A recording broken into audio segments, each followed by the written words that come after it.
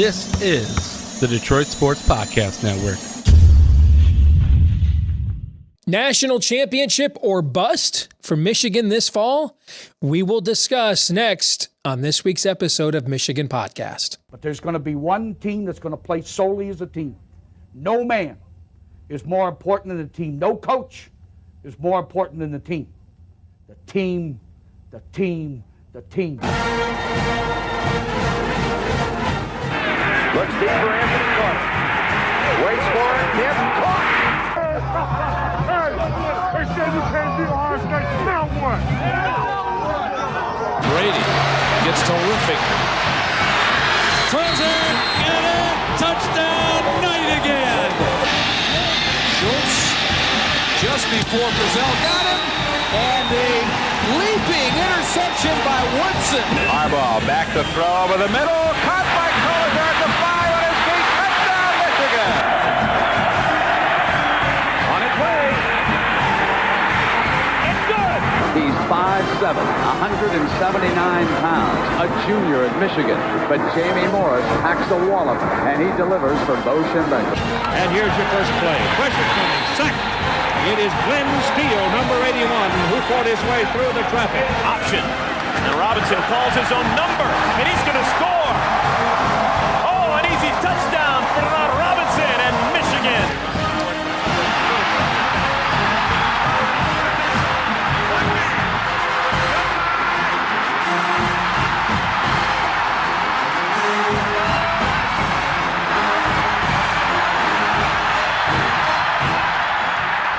Win it.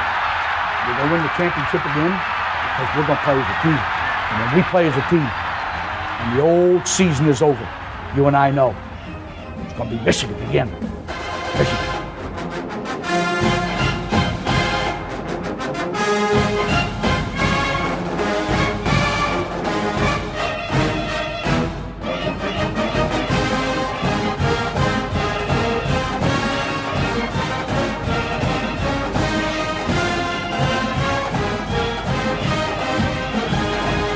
Go Blue, I'm Steve Deace, and welcome to this week's episode of Michigan Podcast.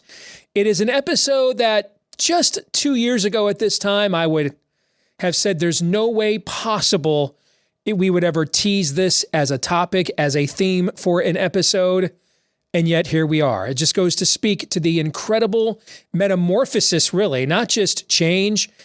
This has been a program metamorphosis for Michigan over the last 2 years, since the end of the ill-fated COVID season. You go back to January of 2021, and Jim Harbaugh was looking for an NFL job that he could not get to potentially avoid the posse coming for him in Ann Arbor. 2 years later, National Coach of the Year last year, Big Ten Coach of the Year this year. And for the second straight year now, Michigan will come off a playoff team, returning 33 of the 44 players on the two deep and about 70% of its production. Second straight year, Michigan has returned that much talent from a team that made the college football playoff. And this might be the most talented one yet. When you look at a backfield of J.J. McCarthy, Donovan Edwards, Blake Corum, that's the best offensive backfield Michigan has returned since when? Chad Henne, Mike Hart. Now we're going back nearly 20 years. It's been a minute.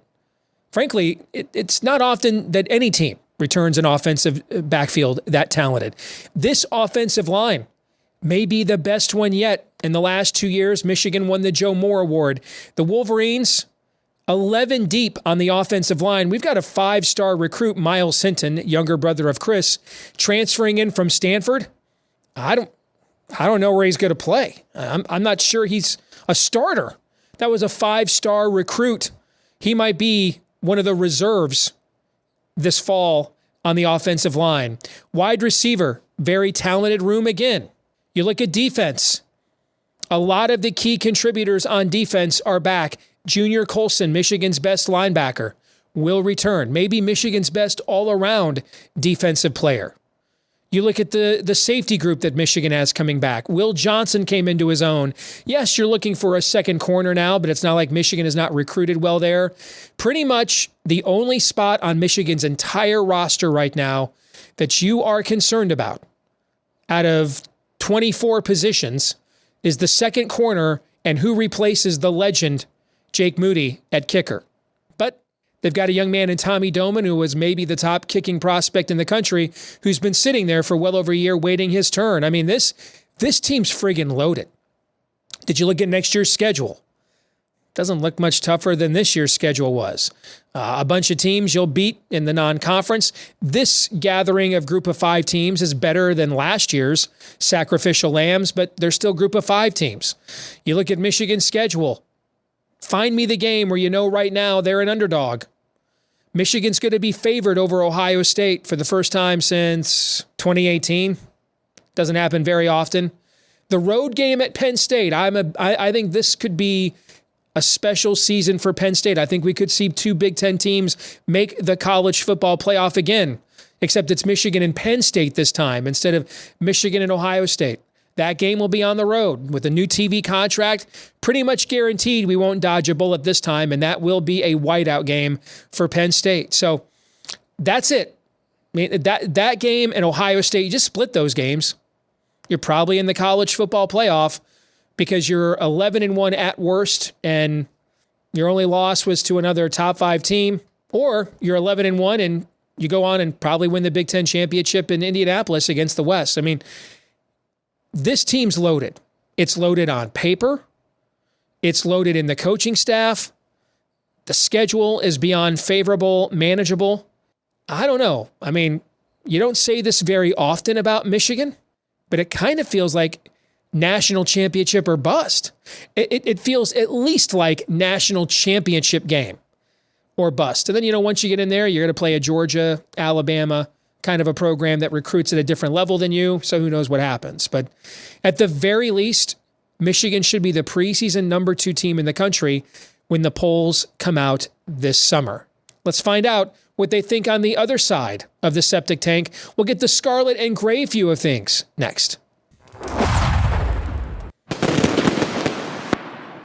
Here he is, our good friend and maybe the world's only reasonable bucknut, the one and only Mark Rogers. Check out his outstanding channel right here on YouTube. Tons of great college football information year-round, stringers, correspondence that give you a lot of great off-season information, particularly, shall we call it, valuable information as certain markets begin to open up here in the next few months. Good to see you again, Mark. How you been, brother? Steve, it's good to see you. Thank you so much for having me again, especially in the midst of basketball season. We can still talk some football.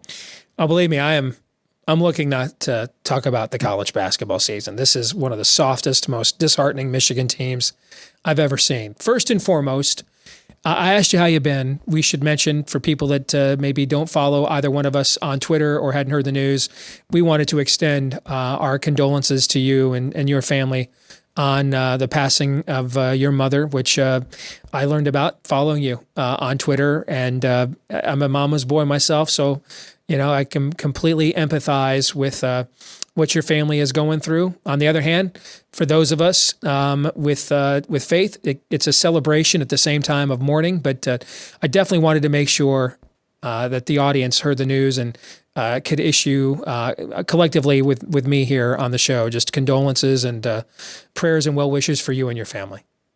Thank you, Steve. You explained it perfectly. Mourning, going to miss her, of course, but there was certainly celebration yesterday as well. Amen. So let's get into what I opened the show with. And I was just thinking to myself as I was talking about it, Mark, 2 years ago at this time, Jim Harbaugh was basically begging for a job in the NFL to get out of Ann Arbor before the posse showed up. All right. And then he was National Coach of the Year. And then he was Big Ten Coach of the Year. So here we are. And this is the second straight year that Michigan is going to return 33 of the 44 players on the 2 deep of a playoff team.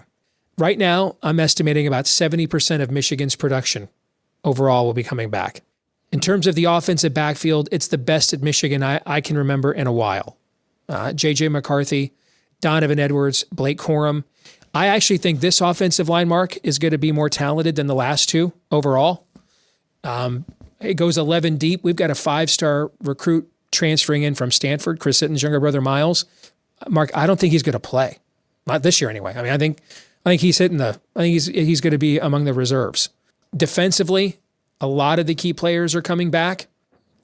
Your biggest loss is Mike Morris at pass rusher, but that's been a position that pretty much the entire Harbaugh tenure, they have found that. And they've put so many guys at that position in the NFL, and young guys like Derek Moore, who was a big-time recruit, Braden McGregor, who played incredible in Columbus against Ohio State. And it's not like they're going to lack for players there. I mean, maybe, who's the second corner going to be, but they've got plenty of guys they've recruited there. They can go grab somebody in the portal. Maybe the biggest loss is Jake Moody at kicker, but the guy behind him, Tommy Doman, was maybe the top kicking prospect in the country a couple of years ago. The schedule kind of looks similar to last year. I don't know, man. Is it national championship or bust? Or is it at least national championship game or bust? What are your thoughts? Steve, you spit in the eye of the national media perspective at this point last year. And Steve, I trust you. I trust the metrics. I trust your delivery on Michigan football and where you stand. So I was somewhere in the middle because I looked at David Ajabo, Aiden Hutchinson, that wrecking crew coming from both ends of the line of scrimmage at the quarterback, and just thought Daxton Hill's one of the best defensive backs we've seen in this program in quite some time. I wasn't concerned about the Hassan Haskins loss, all due respect to him because of the dynamic aspect of Donovan Edwards and, of course, Blake Corum. So the offense, I thought, was in great hands, especially with the upgrade to J.J. McCarthy. But I really thought that the defense would be, of course, good. But I really thought you lost that dynamic aspect. And I was somewhat in between you and the national perspective. Now we arrive with similar numbers, or as you put the framework to it, even a more compelling case that Michigan's going to be strong and the best team in the Big Ten and the team to beat and a national championship contender. When I look at the rivalry, and of course, that's what it comes down to. It comes down to the rivalry. Until USC comes into the league and proves otherwise, it's still about Ohio State and Michigan. This rivalry is now flipped for the first time since Jim Tressel went to Ann Arbor in 2001 and guaranteed a win. Because like a lot of folks out there, I didn't completely buy into the first win, albeit for 2 scores in dominant fashion, Big Ten championship. It all went together to a playoff. I had to see it again, and we saw it again by 3 scores this time. So it's Michigan's conference. They are the king. And so this rivalry and the conference is flipped, and Michigan's in control. You mentioned some of the NFL losses. Ronnie Bell should be noted as well. Very productive, great player, great program player. Will play in the NFL, so I shouldn't necessarily tag him a program player, but not a superior number 1 threat. Caught 62 passes last year, provides a lot in the leadership aspect. But Oluwatimi, of course, I sang his praises along with everyone else throughout the season. I just thought he was just such a phenomenal addition. I mean, he's the first Michigan player to win the Outland. Consider that how many great linemen Michigan has produced. It's, one of the linemen, linemen in college football history. We never had a guy win the Outland Trophy until he won it this past year. So that speaks to what you're talking about. Steve, it's a bit of a side note, but this Ayabi used to be a Nomi Oki, who, of course, has all this talent, and he falls from grace and has to climb back up the mountain and get to a huge program. I'm not really understanding his decision, but that's, again, a side note. I think it's because Biff Poggi is the guy that kind of resurrected his career and was a father figure to him and vouched for him to come to Michigan and basically said, this is my pet project. And when Biff got the head coaching job at Charlotte, I just think that there's a lot of personal loyalty there with those 2 guys. I mean, he's been a surrogate dad to that young man, I think. Now, talking about another freakish athlete, and this is going to be exciting to see unless you wear scarlet and gray, Will Johnson, of course, just got into the rotation, just got into the field about a third into the season, and then they increased the reps, and then he really started to show us who he is. And wow, with another off season and ready to go, he could be the best Michigan defensive back since, dare I say, 1997. Another number 2. I hear you. Yeah. I mean, this team's, it's loaded, Mark. It is absolutely loaded. And we haven't even discussed really the transfer class that they brought in. That's one of the reasons why I'm not sure how much the 5-star recruit transferring in, Miles Hinton, will play. They went out and got a guy who was a finalist for the Remington Award to play center last year. This year, they're bringing in a guy who was a semifinalist for it.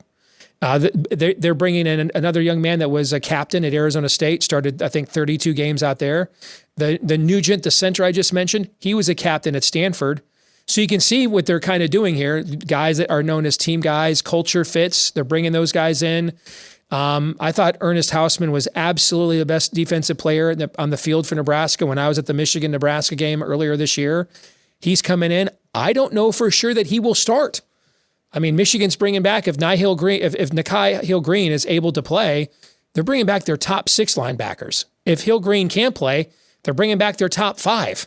You know, I mean, this team is friggin' loaded. It's as loaded as any Michigan team I can remember in recent memory. Steve, my one concern for down the road, not necessarily for this upcoming season, but I think we're both fairly believers of the recruiting rankings. The recruiting has to get better to be elite. Agreed. On a consistent basis, unless they're just that sharp. Well, they had the one. This last class was below average for me. I mean, it's basically a Wisconsin, Iowa level class, and I think 2 things happened. One, the head coach went and did an interview, thought he was taking an NFL job on National Signing Day, so that essentially destroyed all your momentum in January and February coming out of the playoff. And the other thing that happened is Michigan was just very, very slow on the NIL front. Now, I believe imminently Michigan is going to be announcing a new standard on NIL, one that will reshape a lot of the country. Open collectives, open position group, essentially salaries. And I think that they'll get the NIL house in order here in time for the 24 class. But if you go look at the previous 3 classes, Mark, before this one, I absolutely believe in terms of top-level talent and culture fit, they're the best 3 classes Harbaugh has had and stacked together. And it's no coincidence that as a result, he's had the 2 best seasons he's had back-to-back. Now, Steve, when you do say national championship game or bust, I remember you placing the Michigan program at a certain level back in 2019, meaning this is the Clemson, Ohio State, and you went down the levels, and where there was a precarious position for the Stanfords of the world had fallen off the wrong way. Michigan, what was going to happen with them? Well, they've answered the bell and answered the question. But maybe after 3 consecutive, what would be national semifinal losses, maybe the Buffalo Bills stigma sets in. Yeah. I don't know, though, that hurts reality as much as it does people's perspective of where the program is, and they can't get over the hump. So a year ago, I predicted that 2 Big Ten teams would make the playoff. This is the final year of the 4-team field. We're going to have 12 in 2024. And I predicted both Michigan and Ohio State would make it. Do you think we could see it again? But this time it's Michigan and Penn State.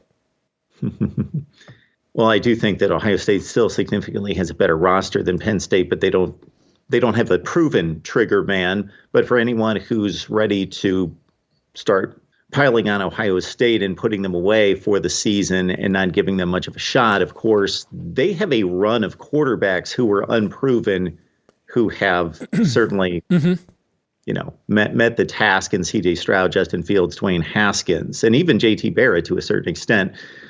So they're going to have 2 potentially upper echelon quarterbacks, and odds are telling us, and with the talent around them, that one of them is going to be good enough to be an Ohio State quarterback. I think it's more about defense, and it's more about becoming a defense that can play top flight defense against upper echelon opponents, and something Jim Knowles didn't accomplish at Oklahoma State until he was ready to hit the door at the end of his career and tenure there at Oklahoma State. So, Drew Aller's mighty impressive in the short stints that he's been on the field, and I know Penn State fans are excited, and they have reason to be. However, the Ohio State roster is still a notch above. To that end, I went back and looked since Ohio State's 2002 national championship, so we're going back a little over 20 years. The Buckeyes have only lost more than 2 games in the regular season twice. And in both of those seasons, they were in the midst of or coming off a coaching change. So, I mean, no. It was just the interim coach year and then another year. That's it. Since 2002, that's it. That's Ohio State's has only lost more than 2 regular season games twice, and one of them was with an interim coach. That's an incredible run, Mark. That kind of speaks to what you're talking about. Yeah. Aside from Luke Fickell's year in 2011, Ohio State's worst Big Ten record since 2004. Their worst Big Ten record, 7-1. Mm-hmm. This is going to be interesting, though. I think Drew Aller, or is it Aller? I don't know how it's pronounced. But it's Aller. Thank you. I think he's the most important player in the Big Ten this year because Penn State is quietly, because the amount of guys that Michigan brought back and the amount of talent that Michigan added from the transfer portal, Penn State quietly, Joey Porter Jr. aside, brought a lot of guys back too. Penn State quietly did very well in the transfer portal too. And they already had, they think they had in 2022 and 2021, they think they had their 2 best classes stacked back to back under James Franklin, right? So you got Nick Singleton and a lot of those guys in those classes. To me, the question is Drew Aller. Is he ready? And the one thing I thought that they didn't do that Michigan did with J.J. McCarthy, we saw Drew Aller more than Kyle McCord, obviously, but we didn't see Drew Aller the way we saw J.J. McCarthy. I mean, J.J. McCarthy still played at times in big games when they were on the line. Like he had a big time throw against Ohio State in that freshman year, for example. Okay. We didn't really see Drew Aller do that very often. We didn't really see him in situations where he was under center and in needing of making a play. And I think that was a wasted opportunity for Penn State this year, in my opinion. But if he is able to play anything close to 5-star, I think you could see a situation where all 3 of those teams are sitting there in the top 5 or 6. All 3 of those teams are on the screen on the final day of the college football playoff ratings, because they list the top 6. I think you could see all 3 of those teams on that screen. It's just a matter of what order they're in. Yeah, James Franklin did miss an opportunity, though, because for as much as there was criticism against Jim Harbaugh in the amount of passing in those early games with Cade McNamara and J.J. McCarthy trying to break him in 2021 and also 22 to a certain extent once it was locked in on J.J., the same situation, although the Jim Harbaugh brilliance and genius at the time was, and I was definitely on board, was bringing along J.J. McCarthy, giving him substantial time against the 3 Cream Puffs. And then even once they went to Madison and had not proven anything as a team at that point in 2021, giving J.J. People forget he scored the go-ahead touchdown in that game. Yes. Yeah. And so I just thought that was worked extremely well by Harbaugh. I thought that was one of his best coaching moves and handling of a situation. And then through the entire offseason and then into the beginning of this past season and handling the Cade McNamara situation and being able to prove that JJ's the better quarterback. I think for that year and a half, that was his best handling of any situation that I've seen as a head coach. I agree. And I think in all the preseason magazines, I think all 3 of those teams will be in the top 6. I do. So I think half the top 6 will be those 3 teams in the Big Ten East. And then Georgia and another team out of the SEC, that's 5. And, I guess, we see who gets ranked, who's the 6th. There'll probably be a lot of debate about who the 6th team is, but I think half the top 6 teams and all the preseason magazines will be those 3 out of the Big Ten East. So it'll be an interesting offseason, Mark. Yes, of course, with a 9-game conference schedule and having played 8 games against everyone else, if you do or I guess it's 7 games against everyone else, those 3 teams went 21-0 against the rest of the Big Ten, and we could see the same exact thing, and it's all going to come down to the 3 matchups against each other. Should be fascinating. Should be. Good stuff as always, brother. Appreciate you. Thank you very much. Thanks, Steve. This week's Twitter poll results, we asked you on Sunday. Selection Sunday is 49 days from today. Will Michigan make the NCAA tournament with its 0 quad 1 wins? 81% of you had the correct answer, no. 19% of you said yes. I wish I had the hope that you have, but this is not a good team. It's not a fun watch. It's one of the softest Michigan teams I've ever seen. Like, Tommy Amaker era soft. It's a soft team. It's a tough watch. Doug McDaniel's starting to come on now. That's good, but he's also playing a year earlier than he should have because they've mismanaged the roster. It's just, I don't know. They're a tough watch. So my answer would be no. I mean, we're heading into February with no quad one wins. You know what? If Michigan manages to upset number 1 Purdue on Thursday, come talk to me. And barring that happening, sadly, I'm going to be a no on that. That brings us to our feedback of the week from Otto Van Aaron. Can Michigan even make the NIT this year? My answer is no one should make the NIT this year because there should be no NIT in any year. It's an insulting sporting event. It shouldn't exist. I mean, the next 4 or 8 teams in the NHL that don't make the playoffs, they don't have like we're playing for the Stanley Doily. We're playing for the Stanley Coaster. We're playing for the Stanley Windowsill. No, they just go home. They sucked. They weren't good enough and try harder next year. The next 4 or 8 teams in the NFL that don't make the playoffs, they don't play for the Lombardi Coffee Cup, the Lombardi pack of cigarettes. No, they go home. You suck. You weren't good enough and try harder next year. And that's what ought to happen here. 68 teams make the NCAA tournament. If you're not one of them, you suck. Go home and try harder next year. There should not be an also-ran tournament. It's beyond pathetic. If I was the coach of a college basketball team, I'd never accept the bid. Wouldn't even let my players decide. I'd tell them, you suck. We didn't win enough. Go home and we'll try harder next year. So no one.